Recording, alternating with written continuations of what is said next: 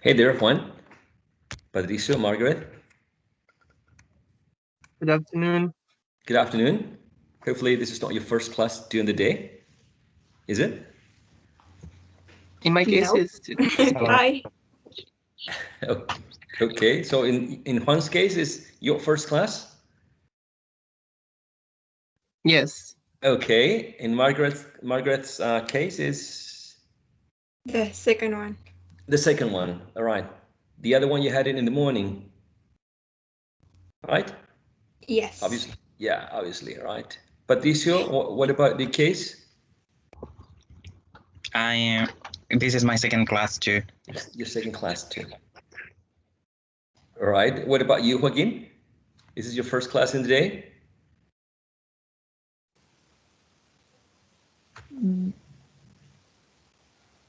Hello, Javiera? teacher. Can you hear me? Joaquin, is this your first class? After No, it's my second class as well. your second class is after the recess. Yep. All right. And in Javiera's case?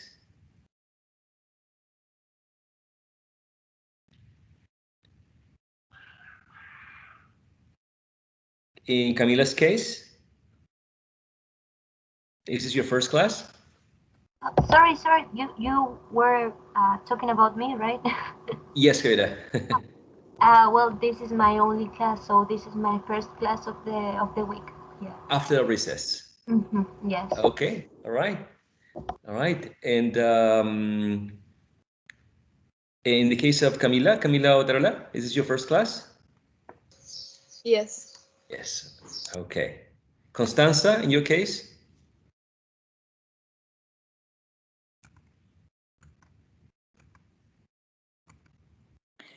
No, teacher, this is my second class. It's your second class. So what was your first class, by the way? In the morning? Yes. Analysis? Analysis. Yes. Okay. Análisis. Análisis de las formas. Sounds right? Sí. Okay. Análisis. I taught analysis once. I remember. It was fun. I mean, not really fun in the way that ha ha ha, but it was fun. It was good. Right? So I really enjoyed that semester. Sebastián? Sorry, Sebastián. Esteban. Good afternoon. Good afternoon, Esteban. Esteban, let me invite you to a very brief and short game. All right? I want you to choose a letter, any letter, from the alphabet, of course, right? And I'm going to spin the wheel for you. And then you have to say whatever category the wheel is telling you to do. Let's suppose that you choose the letter L. I think I'm spinning the wheel. And then you have to say an action or a verb. Is it clear? Yes. Yes? Okay. So I'm going to share again, this time including the sound, because, you know, it makes it a little bit, I don't know, exciting, hopefully. And Esteban, choose a letter, please. Letter C. Letter C. Here we go.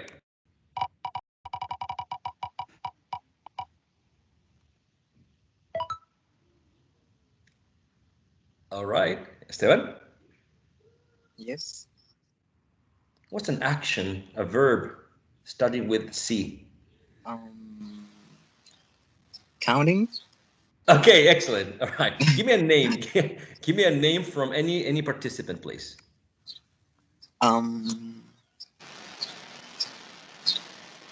Joaquín Pino.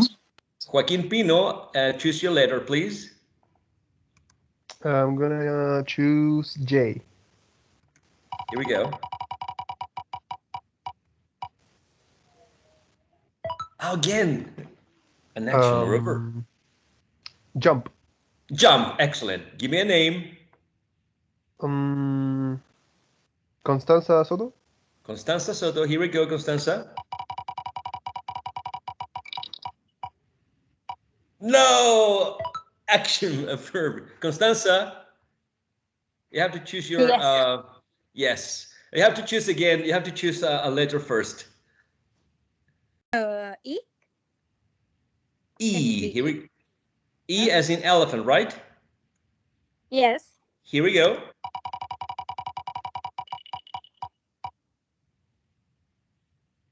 Animals.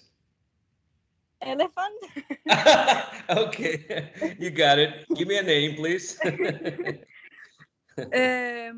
Álvaro. Alvaro. Your letter, Alvaro, first. Can you hear me? Yes. Okay. What's my letter? You have to choose it. Oh, my letter. A. A. All right, here we go. My name. An animal. Anaconda. All right. Give me a name. Give me a name. Tamara. Tamara. Choose your letter, Tamara.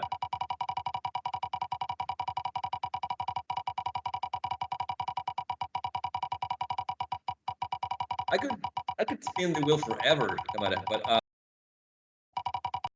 choose the letter. E. Oh. Here we go. Which one? Okay, here we go.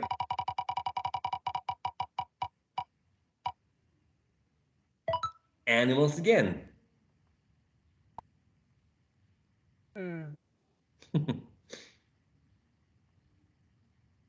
Oh, that's difficult. It is. Which one? I'm thinking. All right. You can call don't know. someone in the audience. Can I do that? Yeah, sure. Ask someone as if we were calling him or her.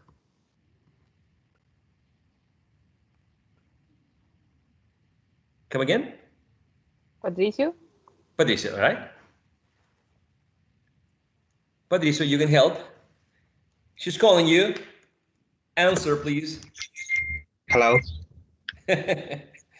Sorry, I couldn't hear Tamara's letter. Which T. T? And it's an animal. Yes.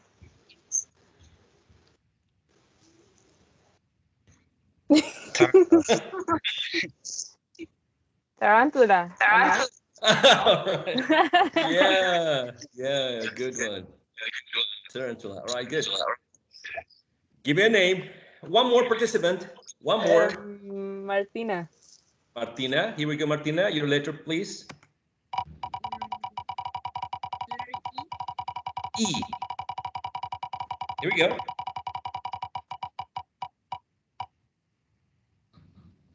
You choose free category, like a U.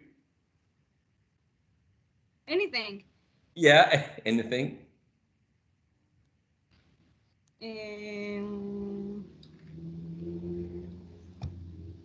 Eagle. Eagle. Excellent. Very well done. So the categories were very interesting. I mean, animals, parts of the body, fruits and vegetables, superheroes and movie characters, action and verbs, objects, and a free choice, right? A free category. All right. So after this very, very short and brief game, I wanted to ask you if, because I know that there's a group that was going to, I mean, let me rephrase this. I know that from the very beginning, before the break, before the recess, we were not going to have any evaluations this week, right? I received an email from a group saying that they wanted to deliver the micro teaching session on Friday. As I haven't received any email saying that a group wants to deliver the micro teaching session today, I'm assuming that there is no group interested in delivering one today, okay? So I wanted to still connect with the phonological processes that have to do with the moment we speak and we connect sounds and the way that they interact with each other, which is basically what we're discussing when we were focusing on features of connected speech. We're dealing with features of connected speech this session, this 45 or so minute session.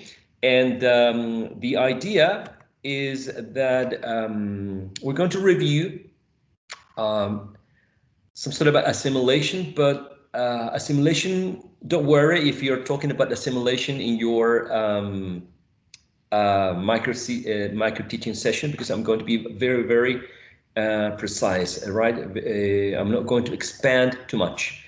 So these phonological processes refer to, right, the flow of the speech and how it sounds modify each other. As you know, some of the sounds might disappear. Some of them might lose some properties. Some might be influenced by another sound's properties and can be modified by adopting one or two features, right? And these elements are a part of the phonological processes. And there are several phonological processes, right? One of them is assimilation. We also have dissimilation, which is basically the opposite. Epenthesis, which is inserting sound where the spelling or any written element is not telling you that there is an element there. We have seen epenthesis whenever we talk about an intrusive R. Basically, epenthesis is an intrusive feature that is being inserted or used where that specific sound does not exist. For example, introducing an like an intrusive inserting an wu, inserting an ye. Many authors call them linking ye, linking wu, but the fact is that they are intrusive elements. They are not part of the spelling. They are, or speakers use them to connect or to link, right? Vowel sounds, vowel to vowel, or consonant to vowel sounds. I was telling about this in a class that in the countryside, I remember hearing Sure viajare, voy a viajare al sure, and this inserting a final sound after the sound or ere, right? It was also a phenomenon of epenthesis. It's inserting a sound which is not there whenever you look at the spelling, right? I don't know if you have heard this, or maybe you know people that may use this linguistic phenomenon, right? Like saying, voy a viajare al sure, voy a comprare, right? So the final sound is not very common in some areas of rural areas in Chile, and many speakers can or may introduce an intrusive right? And in a phenomenon that we can call, from a more technical perspective, epenthesis. Okay, elision, which is basically the disappearance, right? There's one sound which is elided, which is erased, right? And metathesis, which is the inversion of sounds, like when people say, what particularly kids say in Spanish, for example, murciélago, but they say murciégalo, right? Or that's metathesis, right? Or when children say, instead of saying tallarines, say tarallines, tallarines, tarallines. You see that there's a phenomenon of metathesis, right? So these are phonological processes, features whenever we're speaking at a normal pace, right? And I would like to discuss the following, which is assimilation, but very briefly. So don't worry if you're talking about assimilation, because we're going to cover this phonological process very briefly from one side of the story. Okay, Viviana Ibanez, if you were so kind, if you could read the information in this slide, I would be very grateful. Do you have a working microphone? Viviana Ibanez? Yes, no? You can type in the chat box. Yes? No, Viviana? Let me ask Martina Jovanovic. Martina? Yes. Martina, could you read aloud the section in the slide, please? Okay. Assimilation, a process by which one sound becomes more similar to a nervous sound in one or more features. Assimilation may occur between two, I don't know how to pronounce that word. Contiguous? No. Between two adjacent sounds. Contiguous? Contiguous, yes. At a distance, non-continuous. Excellent, thank you so much. So let me get the, okay. So assimilation is a phonological process, right? And one sound becomes more familiar to a nearby sound, a sound that is close, basically, right? And it can become more familiar in one or more features. For example, when we talk about a consonant sound, we remember that a consonant sound can be described according to the voicing, according to the place of articulation, or according to the manner of articulation. And one of these features can modify another sound. Okay, so one of these, either voicing or place of articulation, or maybe manner, can be another sound. Okay, so one consonant sound that is, for example, velar may be affecting another sound and may velarize that sound. Velarize, right? One sound that is palatal can influence another, so the second sound may be palatized. Okay, palatized, meaning that the tongue is going to move a little bit, in the first case, towards the velum, when the sound is velarized, or towards the hard palate if the sound is palatized. Okay, that's in case of the place of articulation, right? And assimilation may occur between two adjacent sounds, sounds that are close, one next to each other, or maybe there are one, two, or more sounds away, non-contiguous, right?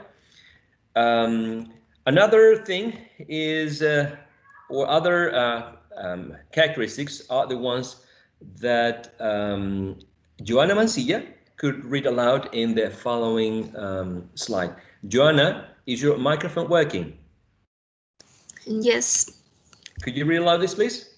Okay. The direction of assimilation might be forward, progressive, or backward, regressive.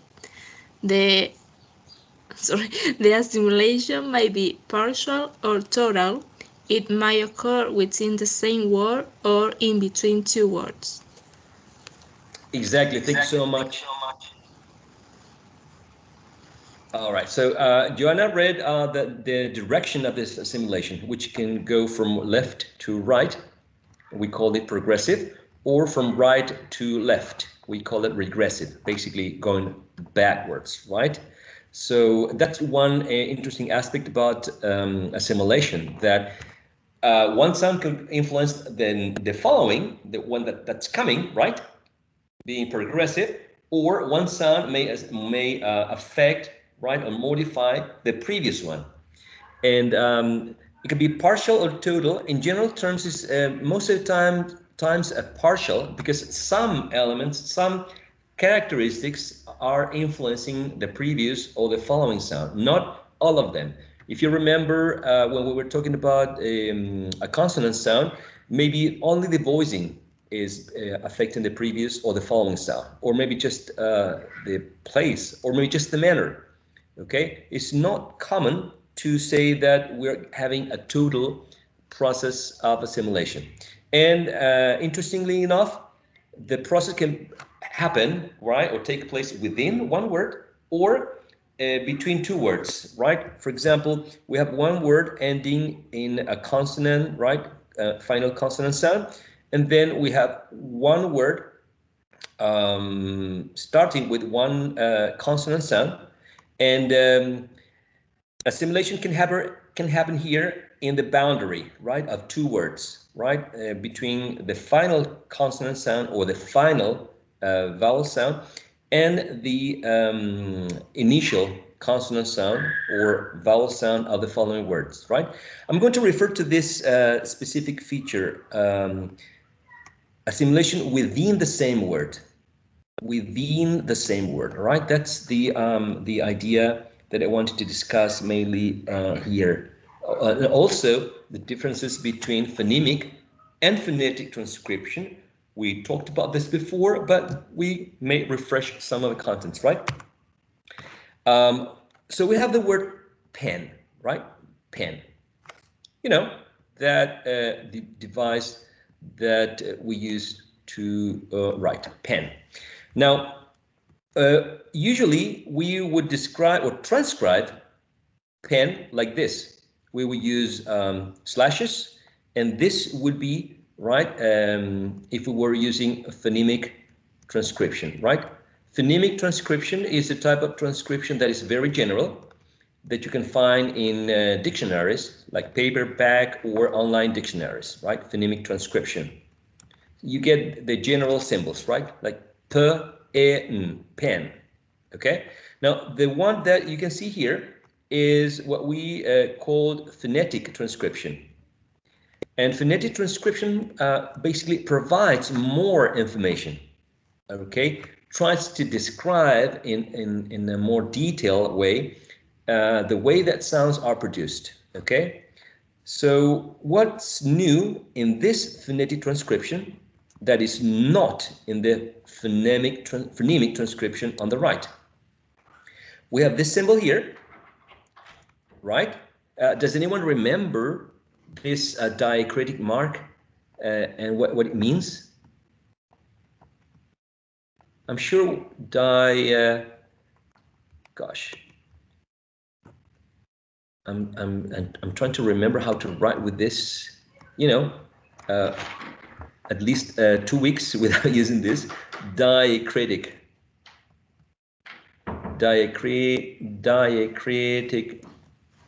mark. So if you don't remember, these are two, right? The first one looks like a little H, right? A very small symbol, which represents aspiration. Aspiration is present in English. Aspiration is not present in Spanish in general terms. But aspiration is a phenomenon present in initial plosive consonant sounds, right? So p is in initial position, so it should be aspirated. So we have p. We also have t, as in ten, toy, tinker, and we have k, as in coin, or can, or I don't know, coming, right?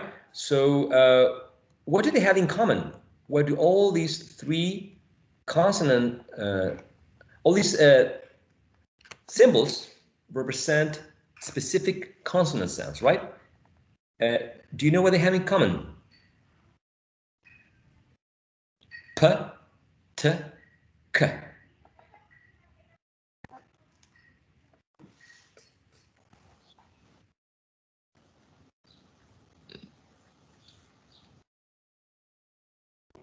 They are stops. Exactly, they're stops. Exactly, that's right. They are stop or plosives, right? stop or plosive consonant sounds. Excellent. Excellent. Now, other stop sounds are, for example, b, d, and g. These are also stops or plosives, right? But we don't use this diacritic mark, this small sort of H resembling character, this diacritic mark. We don't use the, you're not going to see this. So what do they have in common also?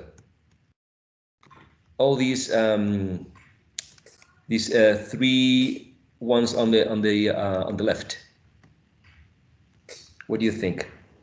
Aren't they unvoiced? Excellent. They are unvoiced. They are unvoiced, or if you may want to call them voiceless as well, right? Excellent. So they are unvoiced or voiceless, stop or plosive sounds, and those are the ones that are going to be aspirated in initial position. Not in middle position, not in final position, initial position, or at the beginning of a syllable, basically. Okay, so that's why pen can be transcribed as, you know, here. And then we have the symbol representing the sound e, right? E. And then we have n.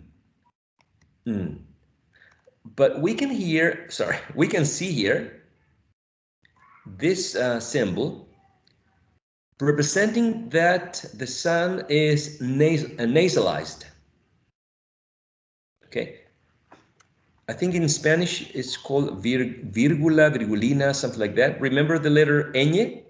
I think that's called, you can tell me later because I'm not sure.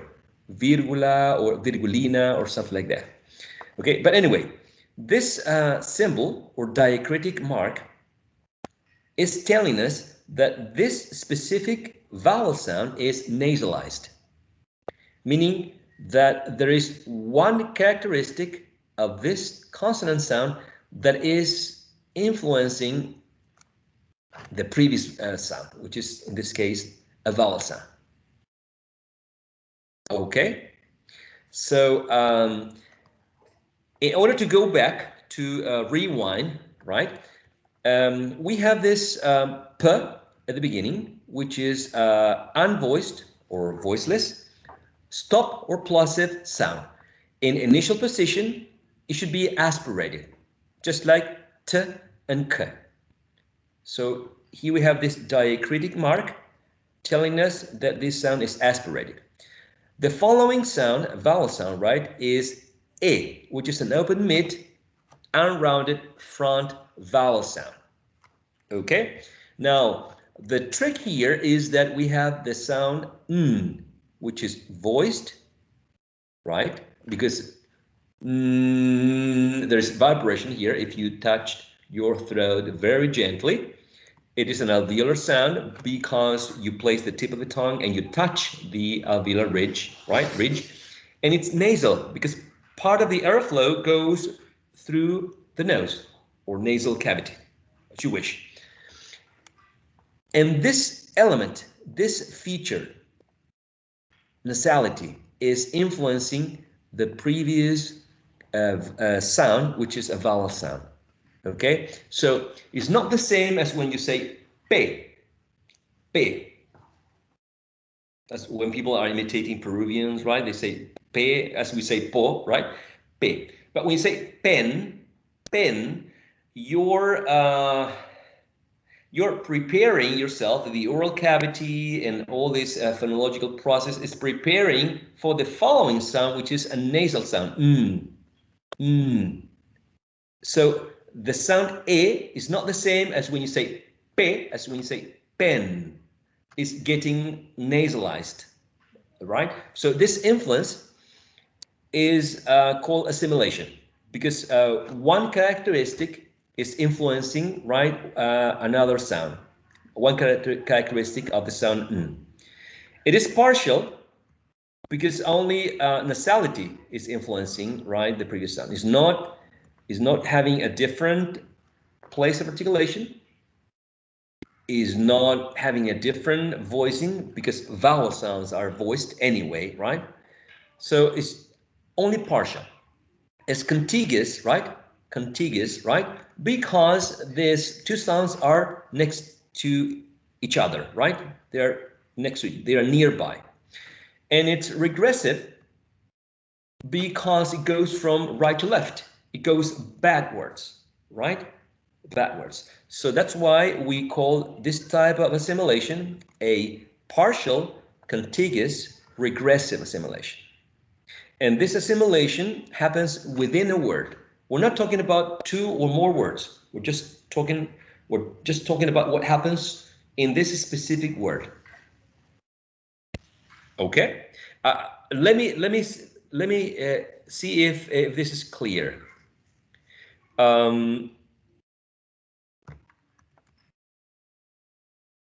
Let me get rid of this.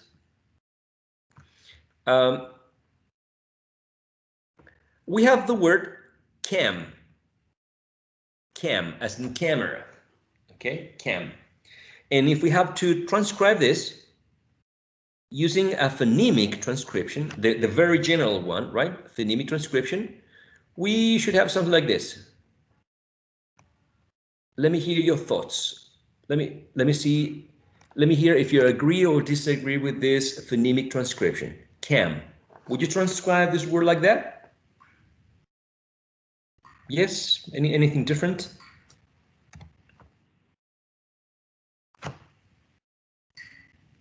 Am I going too fast, too slow?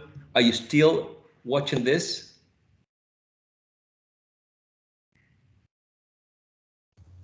Maybe now that we know about the little h, I would Okay. add the h after the first letter. Okay. After the first symbol, right? Okay. Yes. Like this? Uh-huh. All right. And then the rest is exactly the same? Yes. Okay. All right. All right. All right. All right. Fair enough. Nasal sounds, nasal consonant sounds. Which nasal consonant sounds do you remember from the previous semester, the previous course?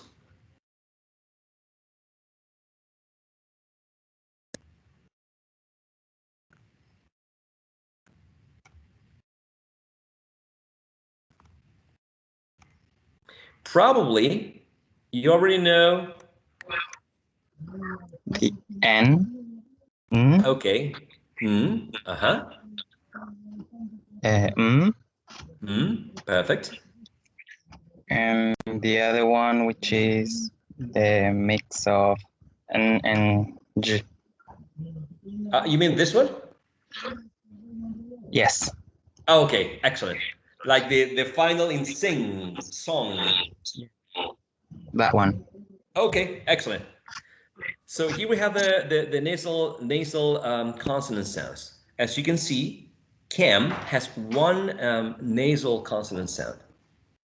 Therefore, as we know of this process, phonological process of assimilation, it may happen within a word. We have then we can say that this vowel sound has been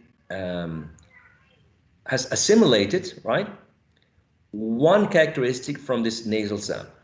Which one? Is voiced. Is bilabial. Is nasal.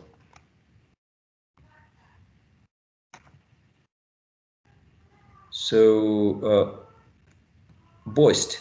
Voiced, well, vowel sounds are voiced, so it's not voiced. Bilabial. Place of articulation. Not really, right? And what was the last one I forgot? Nasal.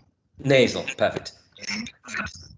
So nasal is the one that is modifying, or nasality is modifying here.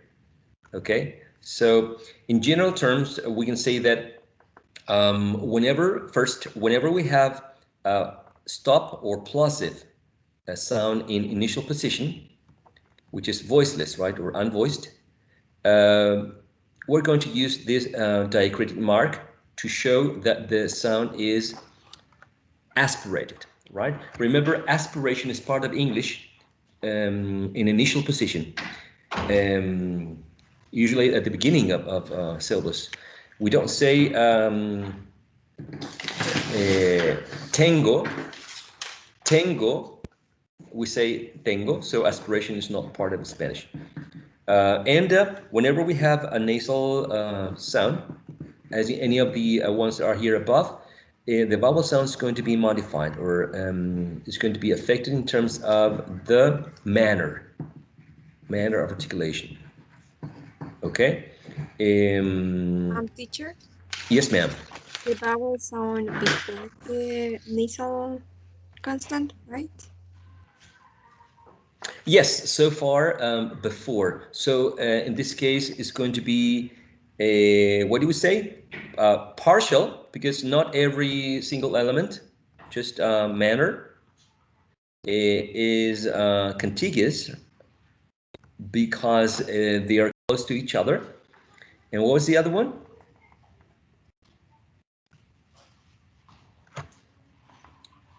Regressive, right?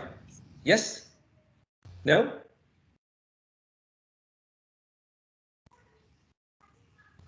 If you say yes.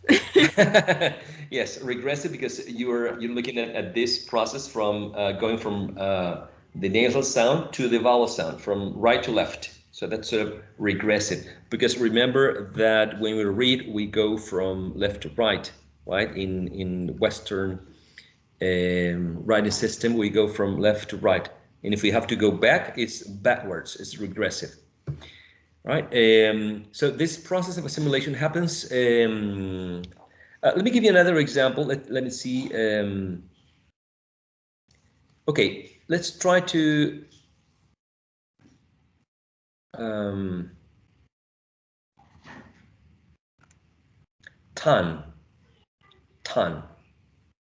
Okay, ton. Let me see if you can describe that. By describe, I mean transcribe, sorry.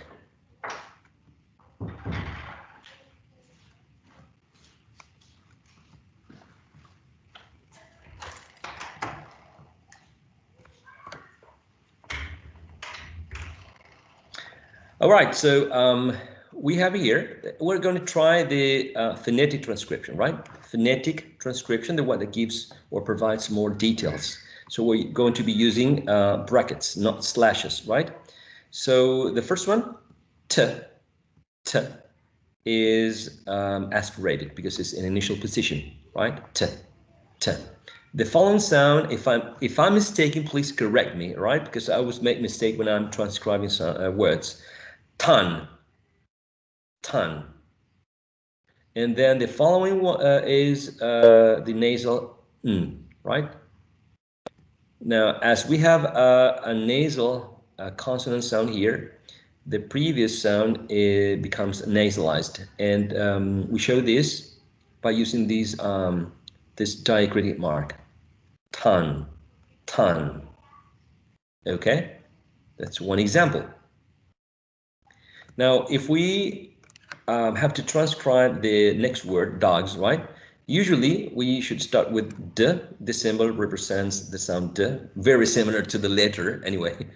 And then usually we have D, dug, dogs, right? Then we have a G.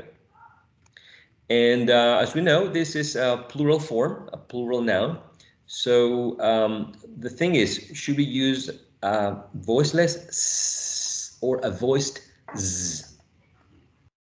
What do you think?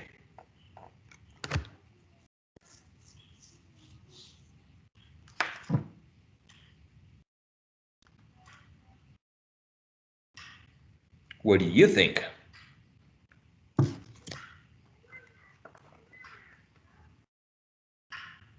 So I'm proposing this. dogs. Maybe you want to check it out in an online dictionary, and you may want to correct me at any moment, right? I don't I don't feel bad if someone's correct me. I always feel like I'm learning. I don't think I'm getting power in my laptop. Let me get this because I need to plug it. Just give me a couple of seconds, please.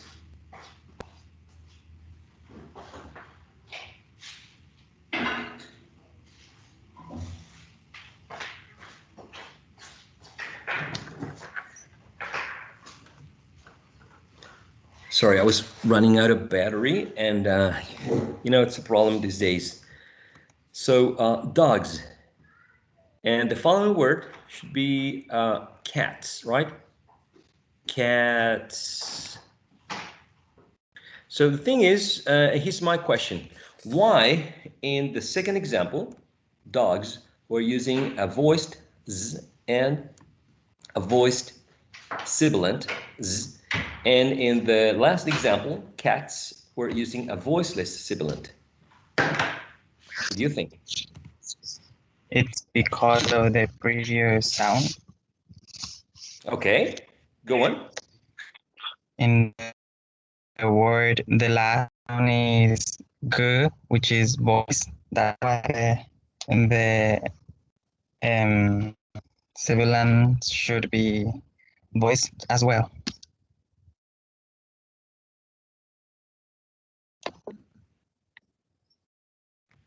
Sorry, completely agree with you.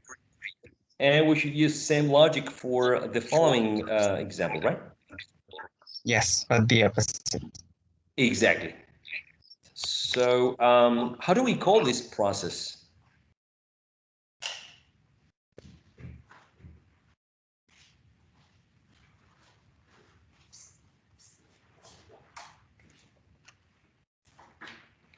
Remember that the first one might be called or might refer to the amount of assimilation, if it's partial or full or complete.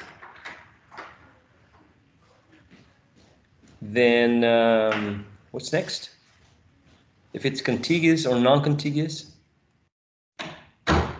Then the direction, if it's progressive or regressive.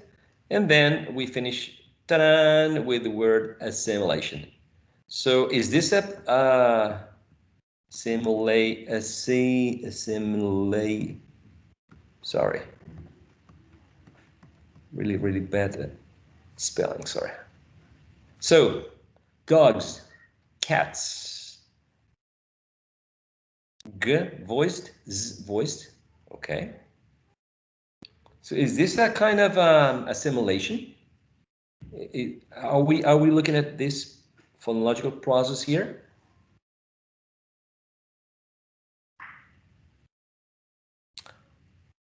If so, what kind of? Is it partial or complete? Is it regressive or progressive?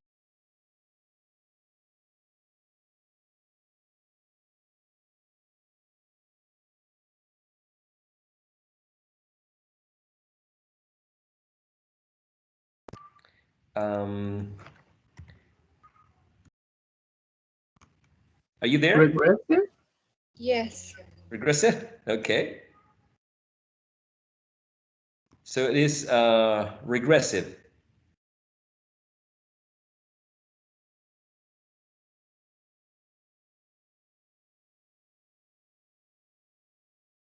Let me put this this thing in a different order. Let me. We have the word dogs, right? And we have the word cats. Both of them are nouns. Both of them are plural. They have the same last letter, right? Basically, the spelling is the same. Now, why, if the spelling is the same for dogs and cats? I'm talking about the last letter, right? It is exactly the same letter yet the pronunciation is different. The explanation was, well, this sound is voiced. Therefore, the next one becomes voiced. In the word cats, t is voiceless. Therefore, this one is a voiceless sound. Great. Is this a simulation?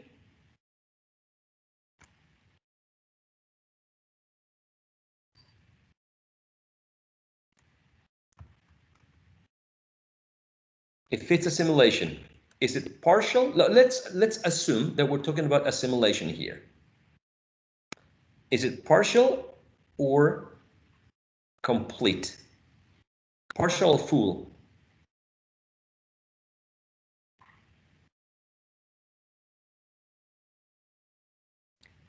I guess for that, to answer that, we need to describe g. G is, we already know, voiced consonant sound. G is, in terms of place of articulation, g. What kind of consonant sound is that? G. Velar. Velar, all right. And in terms of manner?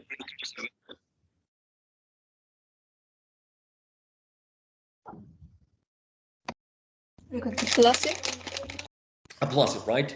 So plosive, we're not getting any, this sound is not becoming plosive, right? So it's not that. This sound is not becoming a velar. It's not velarized, so it's not placed. So it's just voicing, right? So if it's just voicing, we're talking about a partial assimilation, right? Yes, partial assimilation. Is it contiguous or non-contiguous?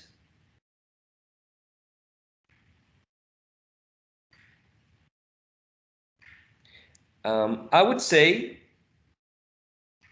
contiguous, right? Because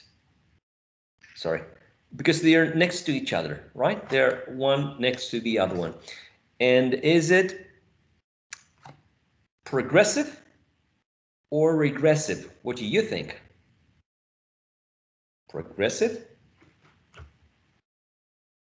Progressive or regressive?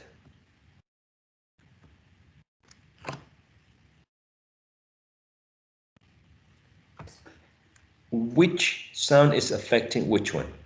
Is g affecting s or s affecting g?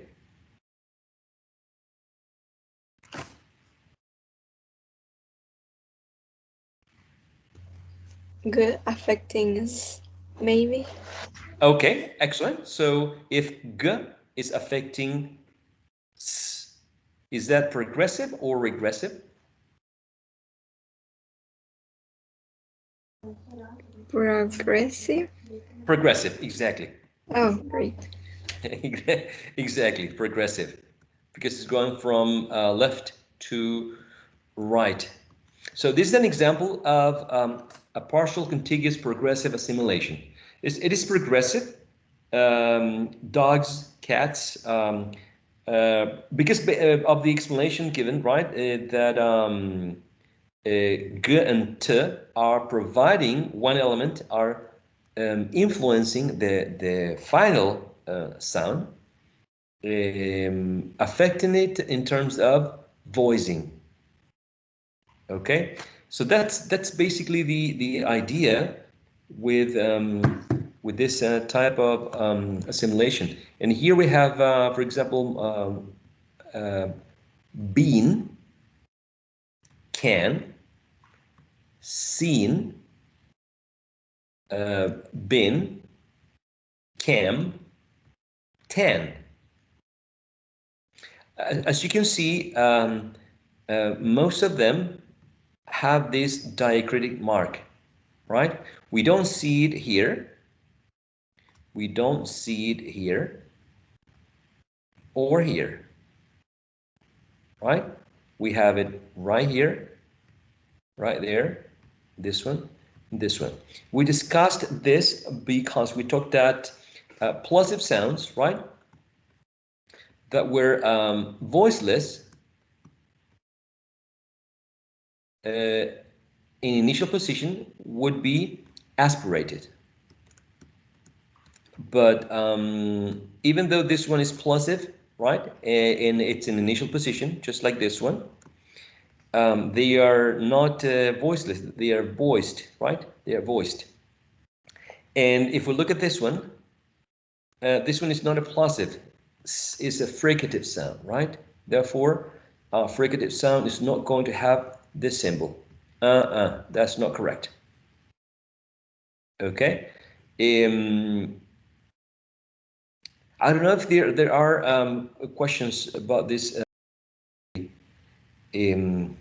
I think in terms of a recap, right? Phonemic transcription.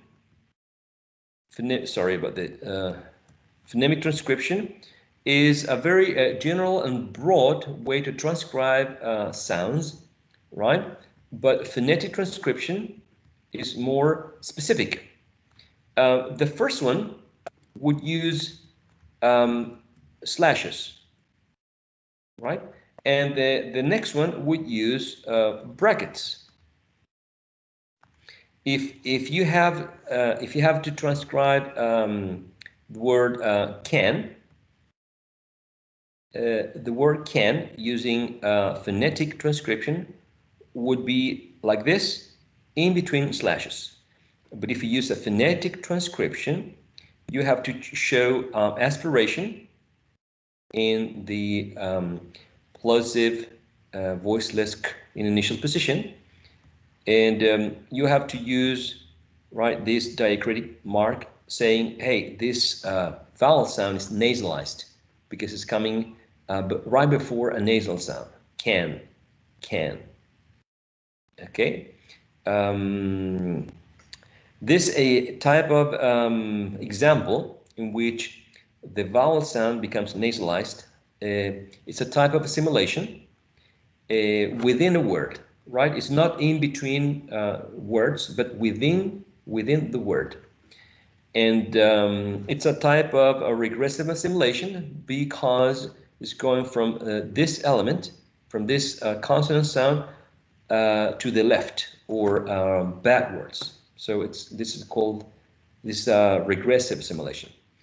It's contiguous because the two sounds are next to each other.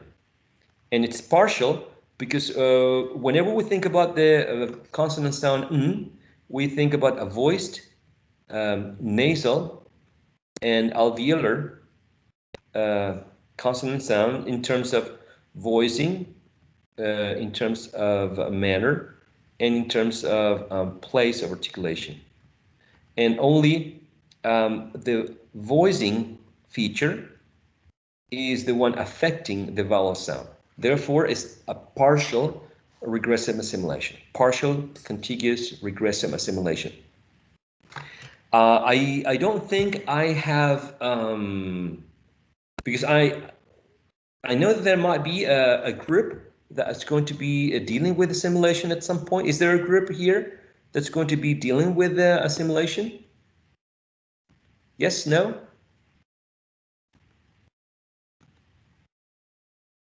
Don't remember, no idea?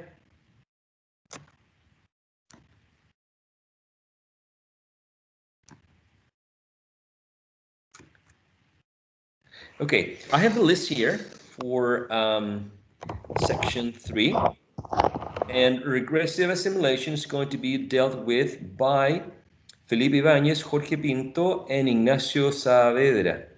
I think none of them are here, so I think that's why I didn't get any answer. Felipe, you're here. Teacher. Yes, sir. Yes.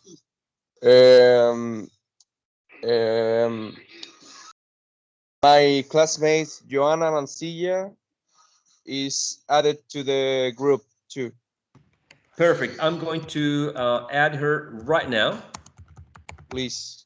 Excellent. Okay, no problem. Thank you for informing me that right now. Okay, she's already part of part of the group. Thank you very much. And the two topics that were uncovered, or we're not going to be covering, is progressive. Felipe, you're going to be dealing only with regressive assimilation, right? Not with progressive assimilation. Yeah, only regressive assimilation. Got it. Okay. Got it. All right.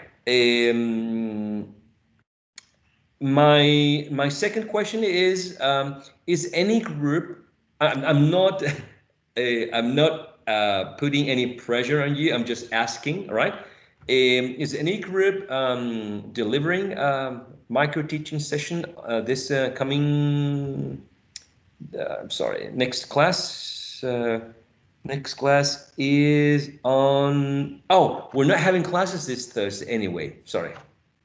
I just remember an email saying that there is some sort of 2 days off because of some specific activities that are going to be carried out because of the School of Pedagogy's anniversary. So, yes. But sorry, next Monday, are we going to continue with the presentations, right? I think so. I think so. My group is 11, so I think we're the next ones. I'm not sure though. I don't know. I think we already had Lincoln Margaret, Constanza, Sara, and Camila. In Daphne, we had Lincoln Karen, Thais, Carla, Ninoshka, and Daniela. And Lincoln with Paulina, Javiera de la Fuente, Juan, Javiera and Morales, and Camila Otarola. And Karina Pino, Esteban, Fanny, Daniela, and Viviana with Glodling as well. So I have with number 5 Juncture, Tamara, Patricio, Joaquin, Alvaro, and Martina. Is that right or wrong? Yes, I think because we were the 6th ones, so maybe. Yes, Yes. it's right. Okay. Okay. I mean, if how long have you planned your class, Patricio, Tamara, Joaquin? Is that over 30 minutes or exactly 30 minutes? We are not sure because we haven't checked the time. Okay. What you could do is, as long as you have a clear understanding about how long you're going to take, or your class is going to take, you might want to tell Javiera, because they are next part of. She's part of next group. Gonzalo, Pablo, Javiera Peredo, and Sofia Zapata. So if your micro teaching is going to take, say, 30 minutes, maybe they can take the following. I mean, that could be an option. All right. So Javiera, why do you get in touch with Patricio's group to see if both groups are delivering the micro teaching session on Monday? Okay. All right. I mean, if we can do it, let's do it. If we cannot, no big deal. I mean, that'd be nice because, I mean, we have our presentation prepared like weeks ago, so Yeah. Yeah. Yeah, I understand the feeling. Let's get rid of this. Let's move on, right? Yeah. Yeah. Yeah, I know the feeling. Okay, so Javiera, Patricio, I'm just mentioning you guys. I know that there are more people involved. I'm just saying, get in touch, talk to each other, and see if you want to do it just on Monday. I understand that we're going to be meeting at the same time, so maybe we can meet at 3:30. Exactly 3:30. So each group might have 30 minutes exactly. I mean, that's one option, but it's totally up to you. Okay. Yeah, thank you. I like Alrighty. that. Yeah. Yeah, me too. Me too. Me too. I think it's good to move on. It's really not nice to have pending issues, right? So, any comments or questions before we finish? Because I don't want to take more of your time. Anything that was not very clear? Anything that you would like to discuss? Or we meet next Monday, because as far as I know, classes are suspended because there are other formal activities for the school's anniversary. Yes, me. I'm sorry to bother you and to my classmates, but I have a question related Yes. to writing tests. The Okay. thing, do you remember the two questions where we had to translate the phonetic phrases? Yes. Yes. Two? Yes. Yeah. Well, I had the two of them wrong because I wrote them in I don't know how to say minúsculas in Lowercase. Yes, lowercase. lowercase, and it took me the wrong answer, but it is actually good. I revised it. I don't know if someone of if I don't know if somebody has the same situation. Well, to answer the question, yes, I know, and I'm still trying to understand how the LMS works. It's a mystery to me, but I have to go through each individual answer manually, and I have to open the question. I mean, open the answer and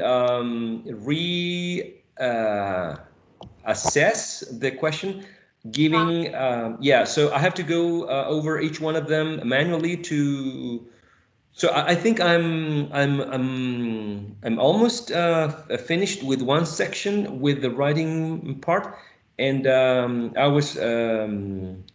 don't know if I'm at the beginning or in the middle of the second section, or section, in this case section 3, you guys. But I have to correct that. Yes, I'm totally aware of that, and I completely agree with you that it has to be modified. I really don't know what to do in order for the to understand that several answers might be correct. For example, if you start the first word with a lowercase or with a capital letter, it's fine. If the apostrophe is like this, or maybe it's slanted, it's completely fine. So I have to do that manually. So yeah, I'll see that. I'll see to that, Javiera. Alrighty. All right, thank you so much for, I hope that the explanation for this type of regressive assimilation, which happens within a word, it has not been too boring or too complex. Anyway, we can revisit this later, and I'm sure that it's going to be even clearer when we have the group dealing with this specific feature of a regressive assimilation, in this case, Felipe, Jorge, Ignacio, and Joanna. So I'll be seeing you in one more week. Stay safe. I'll see you on Monday with 1 or 2 micro teaching sessions. Goodbye, everyone. You all take care. Bye-bye. Thank you, teacher.